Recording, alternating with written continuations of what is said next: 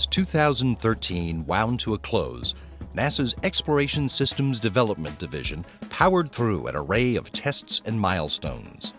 Vehicle manufacturing, facility construction, and systems testing for NASA's all-new Space Launch System are progressing rapidly. Meanwhile, Orion and the Ground Systems Development and Operations programs prepare for the upcoming launch of Exploration Flight Test 1.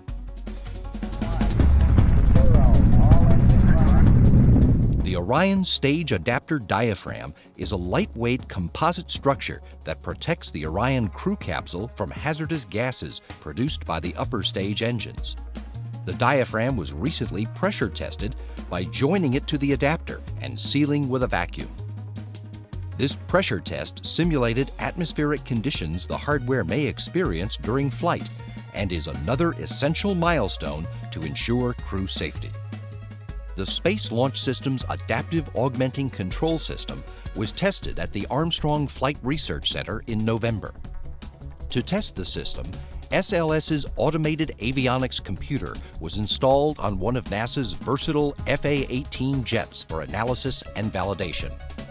The Adaptive Augmenting Controller is an autonomous course correction program designed to instantly detect and adjust to unpredicted changes in flight. By exercising the system in an FA-18 research jet, engineers were able to run dozens of scenarios on each 90-minute flight.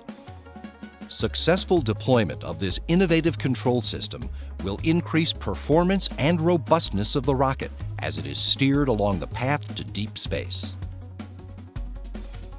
At Michoud Assembly Facility, the first propellant tank dome was completed on the circumferential dome weld tool.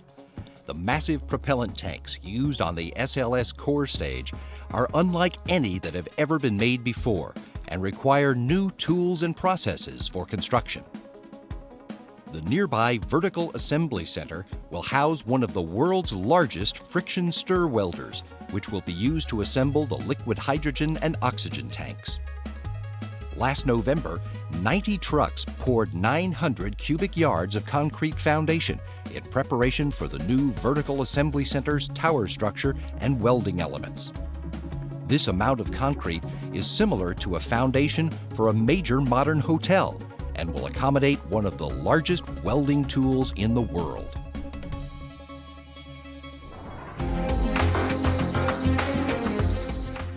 With the launch of Exploration Flight Test 1 less than a year away, the Orion program is conducting more frequent, critical testing. In October at the Kennedy Space Center in Florida, the avionics system was installed in the crew module and powered up for the first time. The spacecraft came to life and performed as expected in a series of system tests. In December, NASA's Super Guppy arrived from New Hampshire, carrying Orion's most critical safety component, the ablative heat shield. The world's largest and most complex heat shield will protect future crews as the capsule plummets through the Earth's atmosphere, traveling more than 20,000 miles per hour.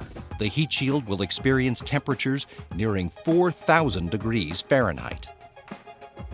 Orion's service module was lifted for a test fit to the spacecraft adapter it will use on Exploration Flight Test 1. With the help of an air-bearing pallet, the adapter was positioned beneath the service module for alignment. A modified version of Orion's launch abort system was completed for the spacecraft's first mission. The launch abort system consists of 3 motors: the main abort motor, the attitude control motor, and the jettison motor. Because Exploration Flight Test 1 is an uncrewed launch, only the jettison motor of the abort system will be used to separate the structure from the crew module. Across the country in Sunnyvale, California, Lockheed Martin conducted secondary testing of the fairing panel separation from Orion's service module. These 14-foot-tall protective panels will be jettisoned after the craft reaches an altitude of 560,000 feet. Each panel has 6 breakable joints that fire apart, followed by 6 explosive separation bolts, sending them safely away from the capsule and service module. Lockheed Martin also successfully conducted the first of many forward bay cover jettison tests. After Orion completes a deep space mission and returns to Earth, it will jettison its forward bay cover at an altitude of 23,000 feet. The cover protects the crew during launch, flight, and re-entry, but must be jettisoned to allow Orion's main parachutes to deploy.